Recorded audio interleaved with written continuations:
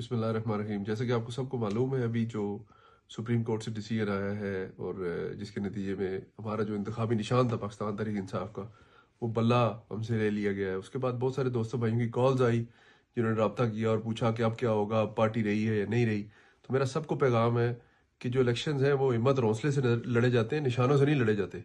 अगर हमारा लीडर जो है इमरान खान, वो हमारे लिए जेल में बैठा है और वो हिम्मत नहीं आ रहा, तो मैं और आप क्यों हिम्मत आ रहे हैं।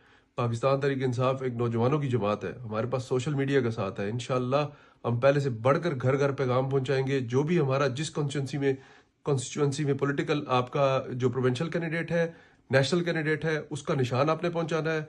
और अगर पहले आपने इरादा किया था कि आपने खुद वोट देनी है, तो आप अपने दोस्तों अहबाब को भी आपने कायल करना है इंशाल्लाह।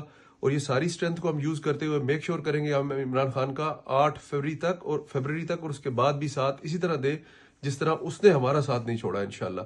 और अगर आपको नजर नहीं आ रहा तो मैं उसके बारे में कुछ नहीं कह सकता कि अल्लाह की हर काम में जितनी चालें आपके खिलाफ चली जा रही हैं, हर चाल के अगेंस्ट अल्लाह पाक की तरफ से आपकी इतनी मदद हो रही है, इतनी मदद हो रही है। तो खातिर जमा रखें और हिम्मत से और हौसले से और अज़म से इस सिचुएशन को कंट्रोल करें, ना के परेशानी की तरफ जाएं। और सिर्फ हमारा मैसेज सबके लिए इतना ही है कि हमारी किसी से कोई लड़ाई नहीं है। हम इंशाल्लाह इमरान खान के नजरिए के साथ खड़े थे और हमारा निशान, हमारा ब्रांड पाकिस्तान तहरीक इंसाफ और इमरान खान है, और उसी पे हम इलेक्शन लड़ेंगे इंशाल्लाह। वो मा अलैना इल्लल बलाग। बहुत शुक्रिया।